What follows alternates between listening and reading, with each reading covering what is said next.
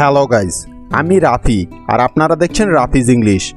আজকের ক্লাসটা খুব ইম্পর্ট্যান্ট, কারণ আজকের এই ক্লাসটা যারা মিস করবে তাদের জন্য ইংরেজি রিডিং পড়াটা খুবই কঠিন হয়ে যাবে। কারণ সাইলেন্ট লেটার সম্পর্কে না জেনে কোনোভাবেই ইংরেজি শেখা সম্ভব নয়।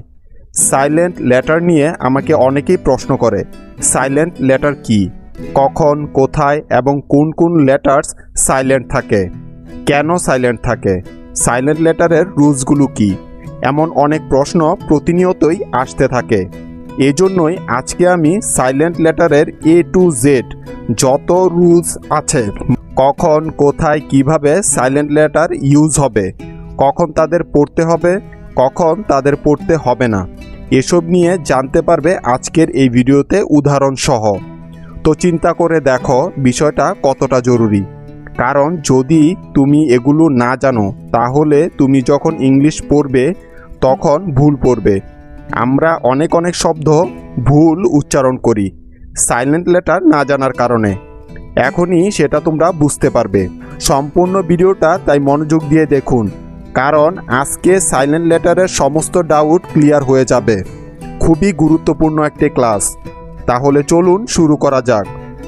সাইলেন্ট অর্থ যেটার উচ্চারণ আমরা করি না, যা উজ্জ্ব থাকে, যেটার কোনো সাউন্ড হবে না। সবার প্রথমে আমরা দেখব জি সাইলেন্ট বা উজ্জ্ব থাকার নিয়ম। এন এর আগে জি থাকলে ওই জিটার উচ্চারণ হয় না, অর্থাৎ সাইলেন্ট থাকে।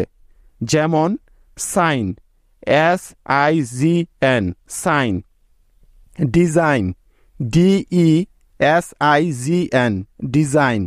Foreign, FOREIGN, foreign. নম, GNOME, নম। Align, ALIGN, align. প্রতিটি উদাহরণে এন এর আগে জি আছে, তাই এখানে জিটা সাইলেন্ট আছে। এইচ লেটারটা সাইলেন্ট থাকার নিয়ম। এইচ এর পরে উ থাকলে ওই এইচটা অনুচ্চারিত থাকে, অর্থাৎ উচ্চ থাকে। যেমন hour, HOUR, hour. Honest, HONEST, honest. Honour, HONOUR, honour. Eco, ECHO, eco. এখানেও প্রতিটি শব্দে এইচ এর পরে ও আছে, তাই এইচটি উজ্জ্ব রয়েছে, অর্থাৎ হ সাউন্ড উজ্জ্ব রয়েছে। নেক্সট কে সাইলেন্ট বা উজ্জ্ব থাকার নিয়ম। এন এর আগে কে থাকলে ওই কেটা সাইলেন্ট বা উজ্জ্ব হয়ে যাবে। যেমন know, KNOW, know. Knife, KNIFE, knife. Knock, KNOCK, knock. Knit, KNIT, knit. Kneel, KNEEL, নীল।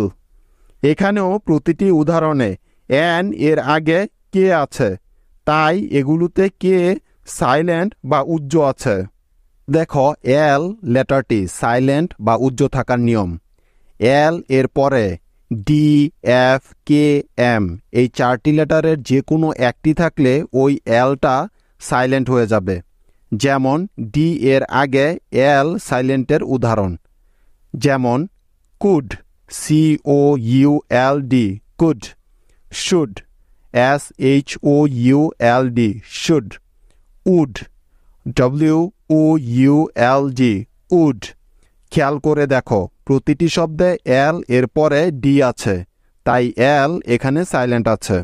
নেক্সট এফ এর আগে এল সাইলেন্টের উদাহরণ। যেমন half, HALF, half. Calf, CALF, calf. Behalf, BEHALF, behalf. Next K এর আগে এল সাইলেন্টের কিছু উদাহরণ। যেমন টক, TALK, টক।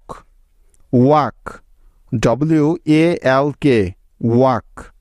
চক, CHALK, চক। নেক্সট, এম এর আগে এল সাইলেন্টের কিছু উদাহরণ, যেমন কাম, CALM, কাম, পাম, PALM, পাম, বাম, BALM, বাম। এখানকার প্রতিটি শব্দেও এল এর পরে এম আছে, তাই এখানে এলটি সাইলেন্ট রয়েছে। নেক্সট, এন সাইলেন্ট বা উজ্জ্ব থাকার নিয়ম। এম এর পরে এন থাকলে ওই এনটা সাইলেন্ট বা উজ্জ্ব হয়ে যায়, অর্থাৎ তার কোনো সাউন্ড হবে না। যেমন damn, DAMN, damn. Column, COLUMN, column. Autumn, AUTUMN, autumn.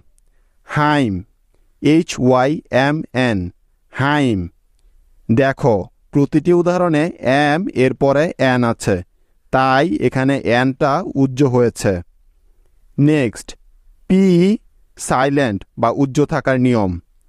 P লেটারটির পরে BNS এই তিনটি লেটারের যে কোনো একটি থাকলেই ওই পিটা সাইলেন্ট হয়ে যাবে। যেমন বি এর আগে পি সাইলেন্টের কিছু উদাহরণ, raspberry, RASP, BERRY, raspberry. Covered, CUPVOARD, covered. অনেকে এই শব্দটার উচ্চারণ আবার কাপবোর্ডও করে থাকে, যা সম্পূর্ণ ভুল বা রং উচ্চারণ।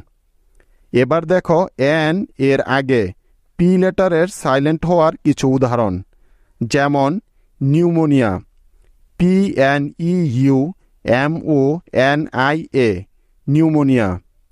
নিউমোগ্রাফ, PNEUMOGRAPH, নিউমোগ্রাফ। Pneumatic, PNEUMATIC, pneumatic.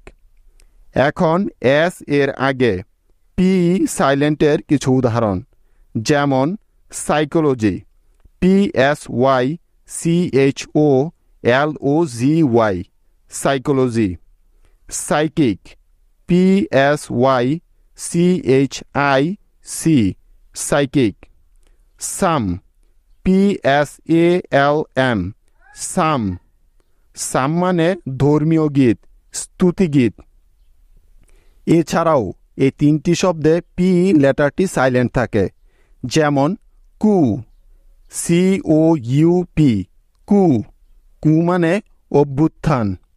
এবং receipt, RECEIPT, receipt. Consumption, CONSUMPTION, consumption, অর্থ ব্যয় বা খরচ।